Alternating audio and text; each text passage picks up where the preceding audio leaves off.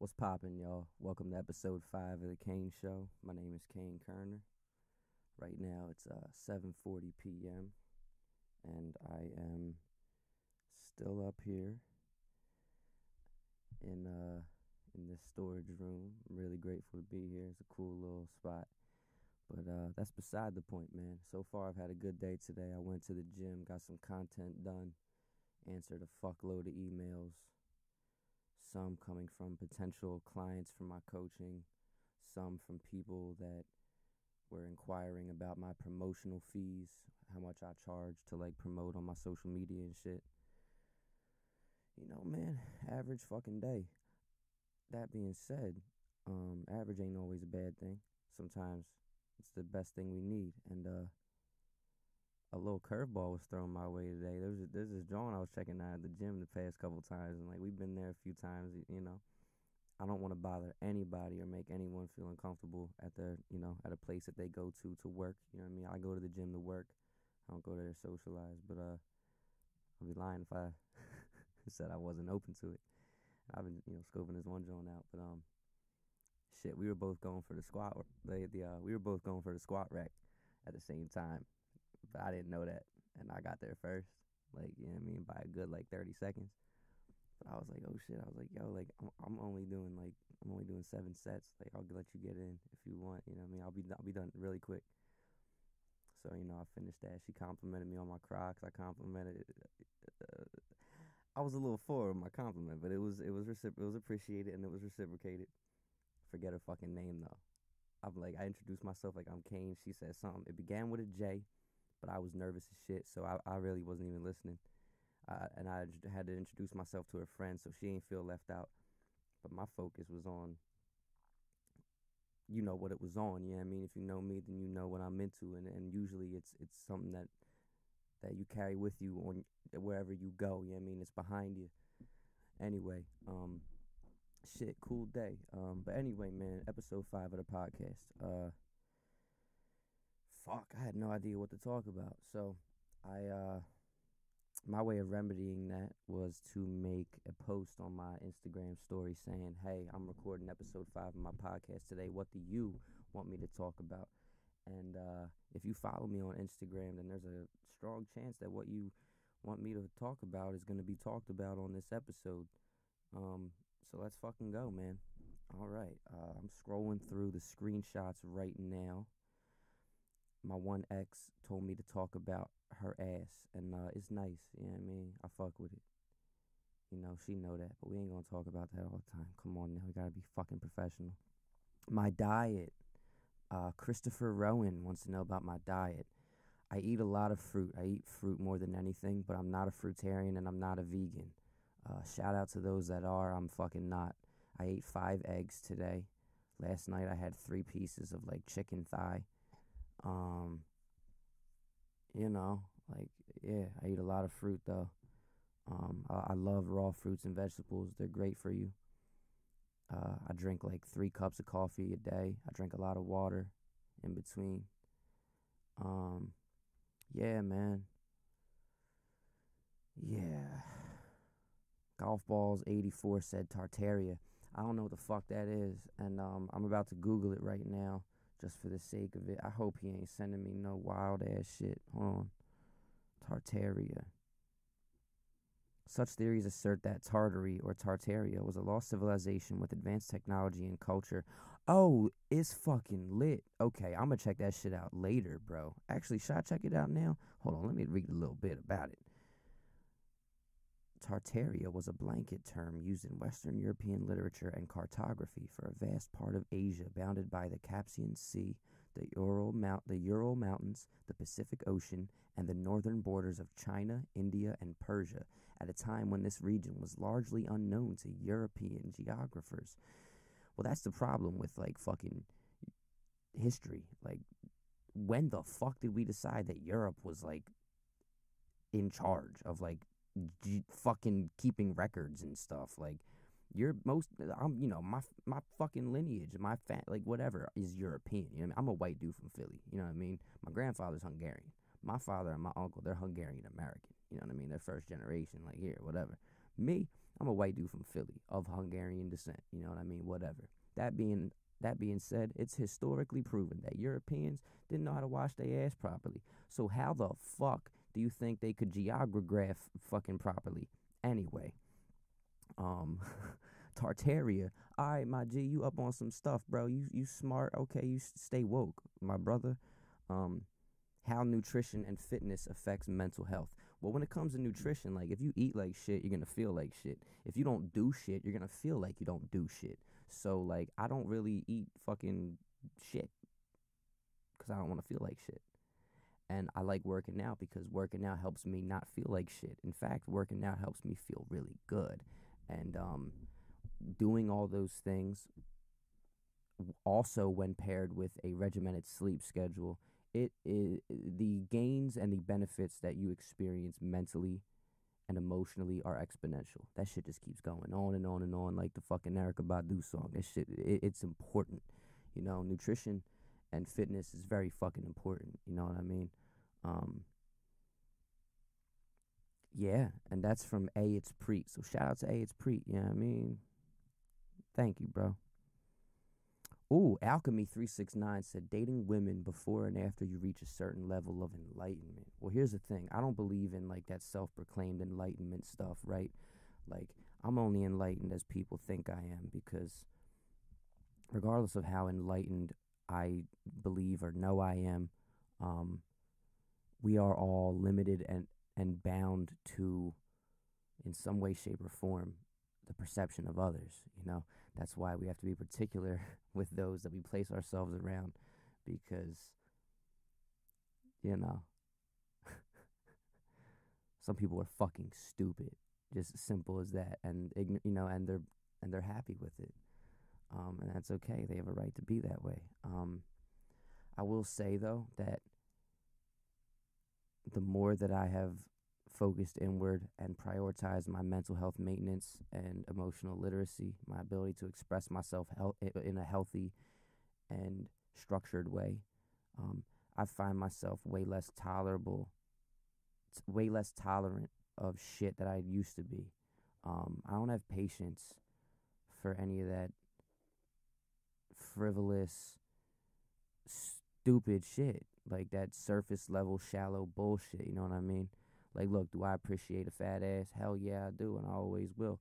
Um, you know, have I been with dancers and sex workers? Yeah, all that shit, right?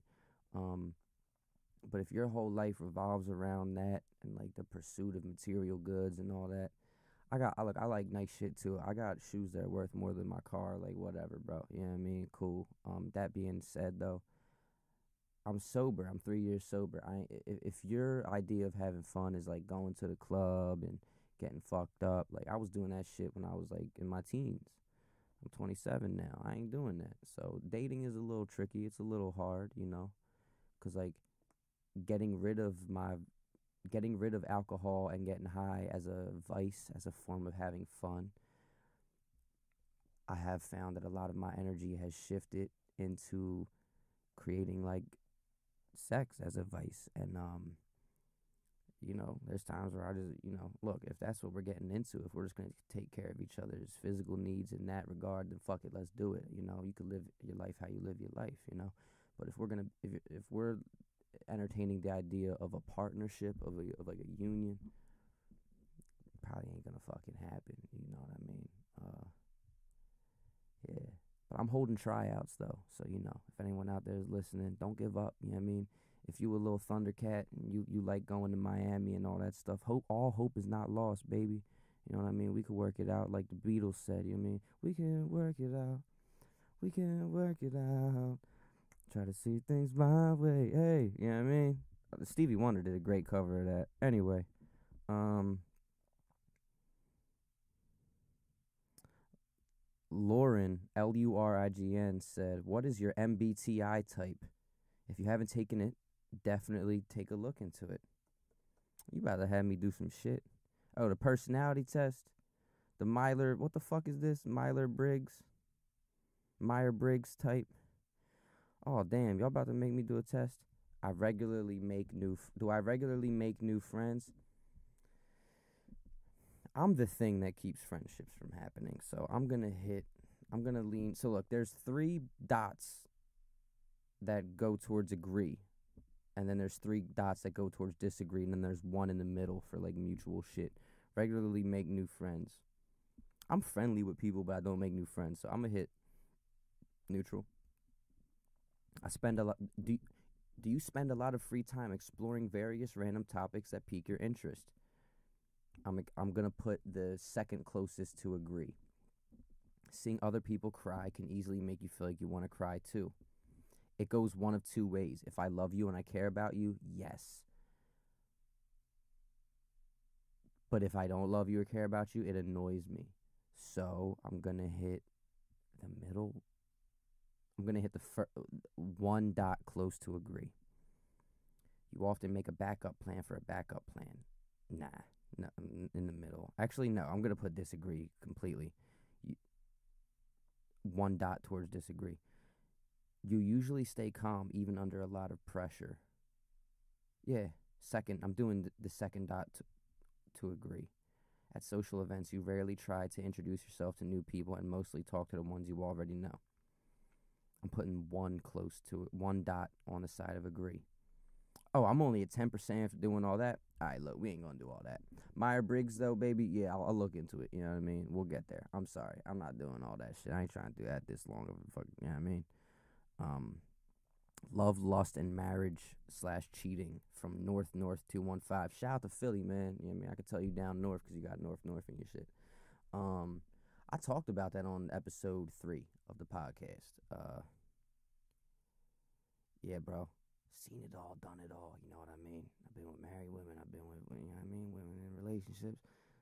Been in situations where dude watched, you know what I mean? Whatever, bro. Anyway, we're going to keep it going. Lovely Lunar Gems said, do you believe that practicing gratitude can alter the way you think and process obstacles in life? Yes. Anyway, Peace and Love 739 said, where do you get the ideas that you talk about in your stories every day? Great wisdom. First of all, Peace and Love 738. Mwah. Thank you. I appreciate that shit. Let me sip my coffee real quick. Hold on. Oh, god damn. All right. Sound like I could drink sand. All right. Thank you for thinking I'm wise and all that stuff. Mostly the comments, man. It's hard for me to reply. I used to reply to every comment, and these days it's really difficult to. It's a good problem to have, you know, lots of comments and support. But I read them. I read a lot of them, and I go through messages even though I don't reply to all of them. I can't. It wouldn't be fair if I replied to some and not others, you know. So usually I just reply to none, but I read a lot of them, and I try to reply in my upcoming videos, you know. So hopefully, if those people are really tuned into my content, I end up answering their question with a fucking video as opposed to a direct answer, you know. That being said, though, my email has been in my bio since I started my social media shit. Hopefully, you know, people don't realize it. Anyway, thank you, peace and love. Venatus 5011 said, how do you feel life? Life good. Great feeling. Okay now. Bye. Anyway. What's next? Officially Shapeless said, patience. How do I feel about patience? It's important, you know. So body, mind, soul, and body. Patience is important, you know what I mean? But I ain't a doctor. I ain't got no patience. You know what I mean? Badoomts. Okay. Hennessy Etch said, transparency and authenticity. You gotta have the balls to do it. I've decided a long time ago that in order to combat my feelings of shame and guilt, that while also learning to abstain from doing things that leave me feeling ashamed and guilty, I must also, for me, be honest about those things. You know, it's sort of like, here we go, white rapper referencing 8 Mile, B Rabbit. Eminem, Slim Shady, fucking the one line where he's like, "Tell these people something they don't know about me." He disarmed Papa Doc by taking everything that Papa Doc was gonna diss him about in his rap, in his verse. He took it and he used it all against himself, and he won the crowd over, leaving there nothing to be, leaving nothing for Papa Doc to talk about, in his retort. So that's pretty much how I live life. Before I give someone a chance to even, not that anyone probably would, but knock on wood, but like, I got a fucking, I've only had one bad ex scenario and we weren't even dating. But if anyone were to ever try to use something against me, there's nothing they could use against me that I haven't already owned up to. So I just think transparency and authenticity is the way to go. It's the best route. It's a show of strength and self-confidence. And also, we live in a day and age of at least perceived transparency. Some people are great at making people think that they know everything about them, when in reality they only know a small percentage. And I don't know. We're in a day and age where people want to know more about their favorite people than ever before. So if I am working hard in all I do to become people's favorite, one of people's favorite people, I got to get with the times, right? But also, you got to stay true to self and maintain some personal integrity. There's certain shit I don't talk about.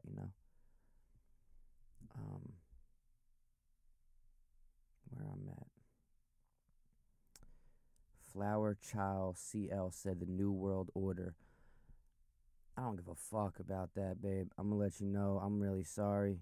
I'm sure that there's some people that expect me to be into all that shit. I don't give a fuck. I really don't, bro. I believe this world was bought and sold a long time ago before my ass came into it. I'm just trying to help people enjoy themselves and have an easier time while we're here. We're here for a limited time. We're here for a good time, not a long time. You know what I mean? Anywho, Jade, like the Stone, said, any tips you can give for others who want to establish stronger social media presence and connections? Oh, fuck. Damn. Nah, not really. I don't really have any tips. Be consistent. Fucking go with what you naturally know or feel like you know the most about. Just make sure you got your lighting right. Make sure that you fucking engage with people. I don't know. There's a lot of, I'm grateful for everything that's come my way by way of social media, but there's a lot about it that I don't have anything to do with. I put my shit out and people choose whether or not they fuck with it, whether or not they resonate with it. I'm responsible for we are responsible for making the content. Everything else is out of our hands, and I believe God has a lot to do with it. I believe people like you have a lot to do with it. And I'm grateful for the fortune that's been bestowed upon me. But yeah, I don't got much tips for that. Just be good at your shit. What else? Where are we at? Boop Boop 25 said, working with your bipolar to help create healthy relationships. Well, that's the thing. I do recognize that there's a good bit of my whole process that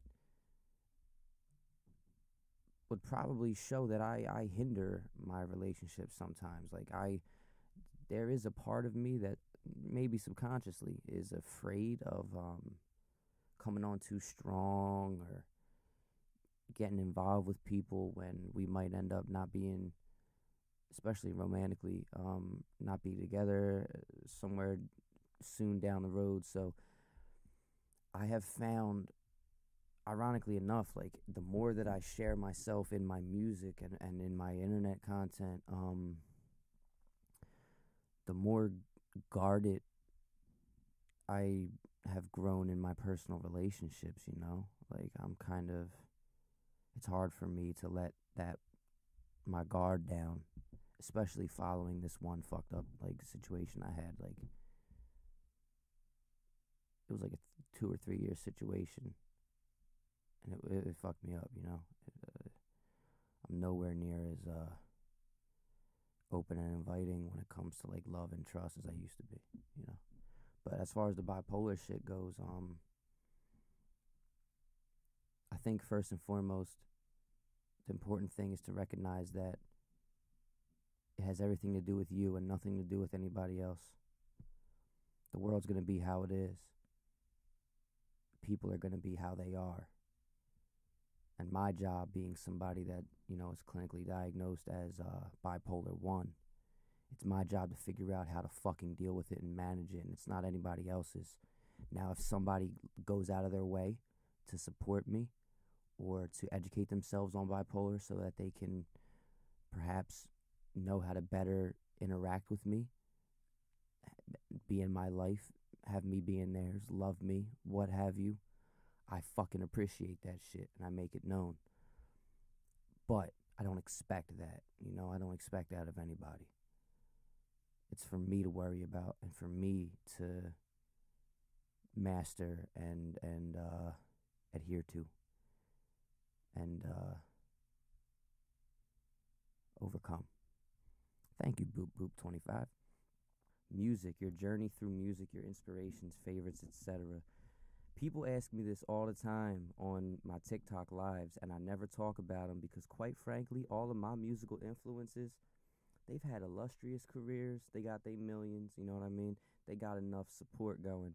And when you start talking about your favorites or what you like of anything on a TikTok live or whatever, everybody just starts fucking throwing every single person in history that has ever made music into the comment section. And look, I love my heroes and my inspirations, but like I'm trying to promote my shit. You feel me? Okay. So my journey through music, for the better part of a decade, I've been recording and performing music in the Philadelphia area. It started out with rap because that was the most easily accessible thing for me to do. I love rap. I love hip hop. I'm a fucking nerd. I'm a historian when it comes to the culture, the craft, the art form, and I pride myself in knowing not only the history, and even though it's not my culture, it is a culture that I'm allowed to take part in. My history, you know what I mean? The history. Um, so it started with that. I didn't have enough friends to start a band. I love all genres of music, but you know, rapping along the music, I'm just like, yo, fuck it. I know I got a knack for this. I could do this shit. And I always wrote poetry. I was always very, very vocal about how I feel through the medium of prose. That's a fancy ass way to say I wrote a lot, you know? And, I usually kept it to myself. But in high school, we used to cut class. I went to Kappa, Creative and Performing Arts High School of Philadelphia. And I was, we would eat lunch and all that. Lunch was free for a lot of us. And then we would leave and we would go to this park a block away called Burnt Cat. And we would get high as fuck and we would just rap, instrumental majors, vocal majors. I was a theater major. And, a lot of kids would be there and they would ball because they had a court there. But we would all smoke weed, be passing like maybe a blunt between fucking 14 people, I always had my own weed at home. Like, I like smoking by myself, but like, yo, if there's weed being passed around, in those days, I was gonna smoke that shit. So, but then someone would get to beatboxing and singing, and a cipher would break out, and then we would start rapping, and usually it was off the dome, but I started noticing that some of my peers and a couple of my friends, some of them were technically, rivals. We were competing for attention. Some of them I could tell were bringing writtens, and I was like, oh, fuck. Like, I didn't know we were bringing writtens into the party, so I started bringing writtens. And we all started getting vocal about whether or not what we were about to do was written or if it was, you know, improvised, some freestyle shit, real off the dome freestyle shit.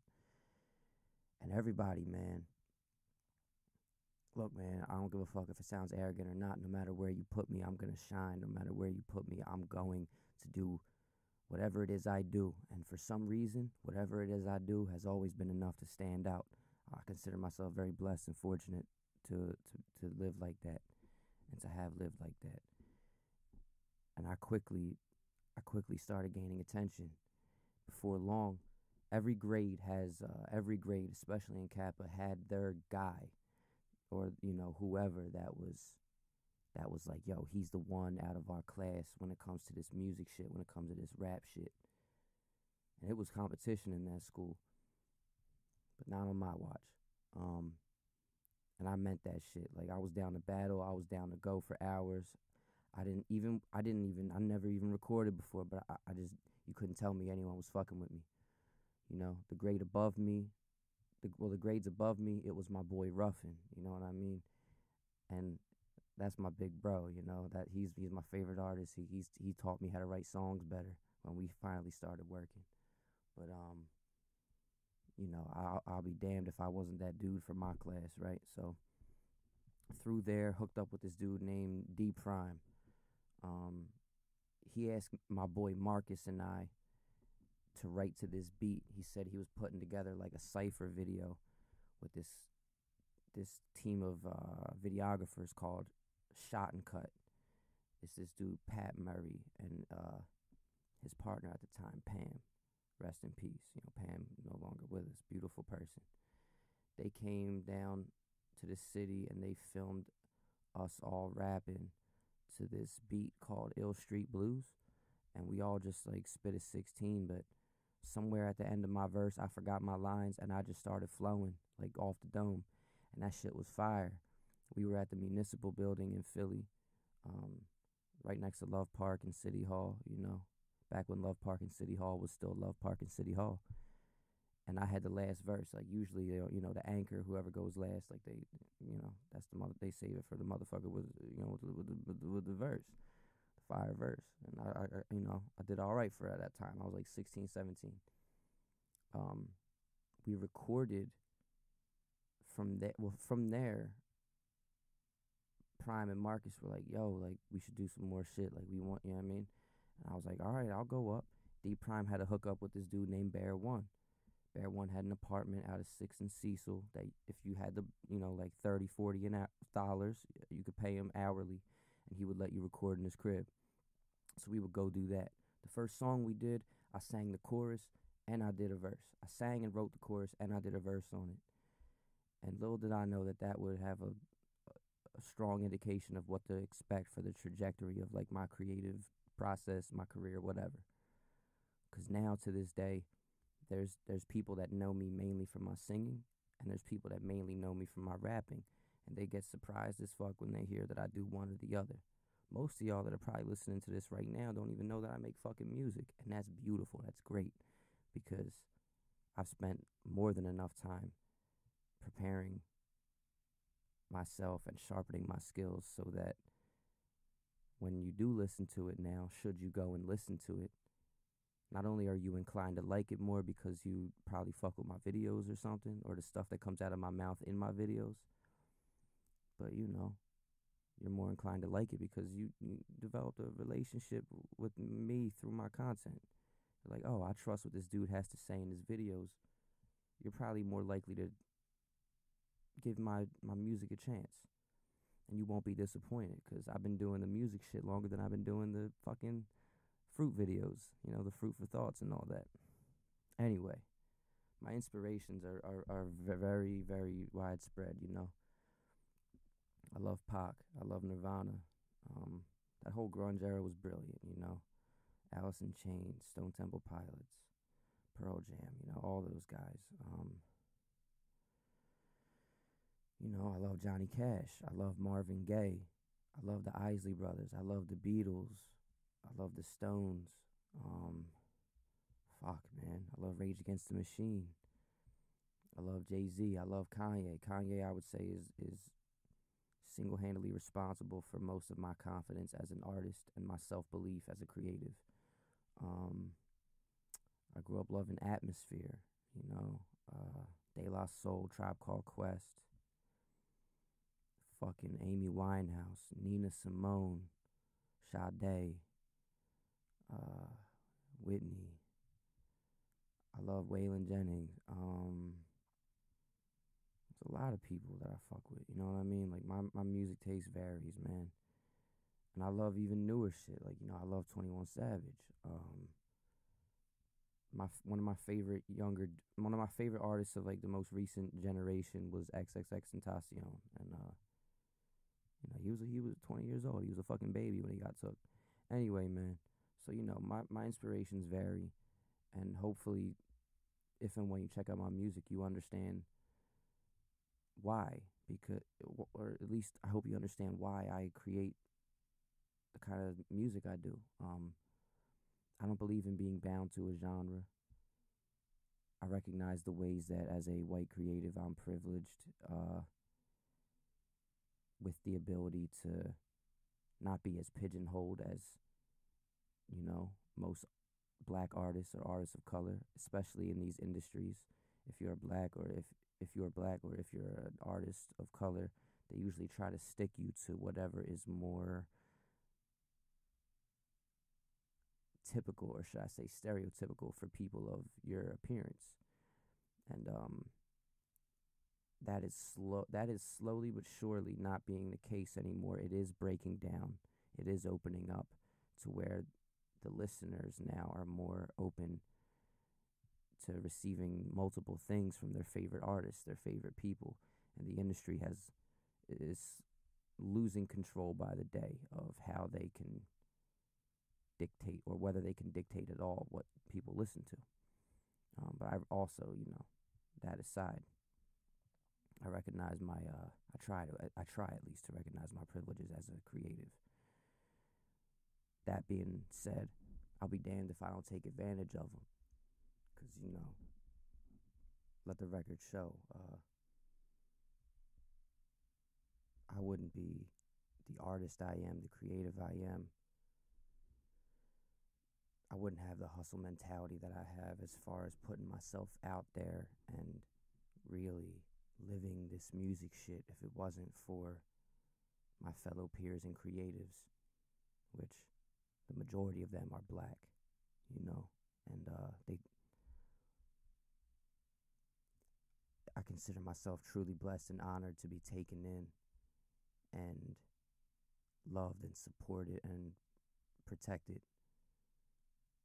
by, by my people. And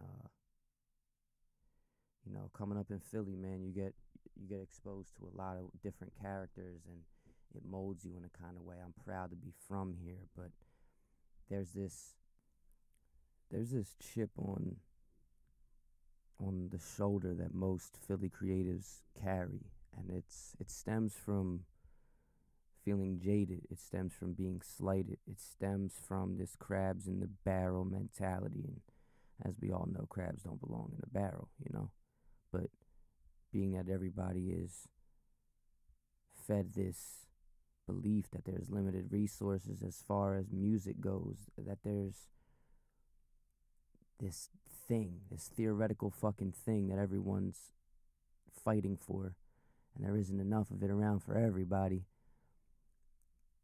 People are hateful and envious, and people ain't even got enough shit to be hateful and envious of. That's why most of the people who end up having long, fruitful careers end up leaving. And I fully understand and respect it. Fucking see the world, damn it. Way more out here than Philly. That being said, I've talked enough about it. Yeah, man. Good amount of influences, and eventually, like, I love him to death, but like, I remember trying certain stuff in the studio with my OG Bear, and he wasn't with it. He wanted me to continue rapping. He really supported my rapping style, my music, my rap music. I wanted to sing, I wanted to scream. He wasn't really open to it. My boy Ruffin, he was closer to my age. He was doing shit that was more up my creative alley, and he wasn't bound to a genre, and he wasn't binding me to a genre. And my boy Ruffin was like, "Yo, just come record with me." And we've been doing that shit since. And Ruffin's fucking shining right now. He's doing great. He's got a lot of beautiful things on the way, and he's been fucking killing it. And I consider myself truly blessed to have a friend and a brother like him in this lifetime. You know, it's a blessing to know him. And whether we're recording brilliant music or we're just hanging out and doing nothing, it's hard for me to think of other things that I'd rather be doing. So yeah, man, my music's going great. I just had 2 songs hit over 100,000 streams on Spotify, and those 2 particular songs are actually approaching 100 streams on Apple as well. One of my videos just hit 30K on YouTube. It feels good, you know. Okay, let's get to some other questions. I just talked like for all those minutes about music. Might be alienating some people. All right, I'm gonna answer 2 more, and then I gotta post on TikTok and get ready for my live. Where we at? This John Lil Lisa said, "Your adventures with me when you came to Vegas." Baby girl, you know damn well we ain't ever do nothing in Vegas. I don't know who you are. I don't know your age. You know what I mean? So please don't try and get me caught up. You know what I mean? I got a couple people offering me some, yeah, I mean, that are based out of Vegas. So I'm gonna make sure I save up so that when I go out there, I can get properly drained. You feel me? I ain't never met you before. I do not know this woman, and I'm innocent. Plavin 1991 said, "Where you're from?" I'm from Philly. So there's that, bro. The Mara Friche said, "I want to know what is your daily routine. Love from Guatemala." Shout out to Guatemala. First girl I ever took on a date when I was in grade school. Her name was Stephanie Cartagena. Her family was from Guatemala. And we went to see Last Holiday with LL Cool J and Queen Latifah, because that was the only movie that was out. And she thought I was cute. She liked me because I looked like Zac Efron when I was a kid. I guess I still do. I think I look more like Denzel, but anyway. My daily routine is very simple. I'm fortunate as fuck that nowadays I can just wake up and meditate, go to the gym, make some fucking videos of me eating fruit, you know, do a counseling or coaching session or 2, go live on TikTok and repeat. My days are very simple. I don't really do shit. Sometimes I would like to, but also like it is an extreme privilege and blessing to have a life that is consistent. You got to remind yourself of that at times, because sometimes life will feel boring, you know? Okay, where are we at? Gavin Jolson. This is a great one I think we're going to finish on. Gavin Jolson said, "Where your passion for mental health grew from." Well, growing up and recognizing that each of my respective parents had their own hurdles regarding mental health from a young age, and developing my own, going through fucked up shit in life. I always had a passion for just educating myself on why people, myself included, behaved the way they do, and why people don't behave the way they probably should, or the way that we want them to, because there's always a reason. And it's like an onion, like, you know, there's layers to it. You keep peeling it, you know. Eventually you get to like the little itty bitty inner part of the onion, but whatever. What really increased my passion for mental health is that in January of 2019 I was willingly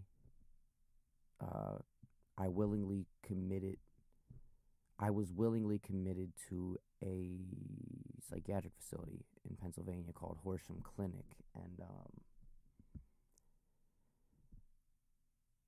you know, while I was there, I was diagnosed with bipolar 1 and something else. We ain't gonna talk about that. Shit. And while I was there were a lot of interactions I had with the staff, doctors, and fellow patients alike, which would ultimately lead to them saying, like, you know, I heard the phrase, "Why are you here?" like 50 fucking times. And I would always kind of give the same sheepish, like, well, I'm having a hard time, like, and they'd be like, no, like, you really are spot on, like, you're really self-aware, and like, you kind of know all these things, like, already, like, why are you here? And, I was encouraged, I don't have a college education, nor do I intend to get one. I'm cool on that, bro. Uh, that ain't me. My passion is not to be a therapist. Like, I'm gonna be I'm gonna be one of the most successful musicians of all time, and I'm gonna be one of the most successful actors of all time. I'm an entertainer. I'm an artist, But hey, man, I guess I got a knack for like understanding human fucking emotion or something. I don't know. Mental health maintenance and emotional literacy is very important in every regard of life, for myself and for others. Um, I guess somewhere along the line, I realized, like, in order to navigate through life better, I've got to understand this shit more. So, I'm not big on politics. I'm not big on finances and shit like that. I'm big on human behavior. Because ultimately, whatever field you're in, you got to know how to fucking read people and work with people, while also having to know how to read and work with yourself. So that's what I'm passionate about. But people at the hospital, they were telling me like I had a knack for this and that I should fucking look into it. Social media afforded me the opportunity to do so. Here we are. Anyway, y'all, look. So I got a lot of questions I'm going to get into. I'll film another episode tomorrow. That'll be episode 6. But thank y'all, man. Wow. This is actually went way better than I thought it would. What's poppin'? This was the Cain Show. I'll see y'all next episode. Love y'all. Bye.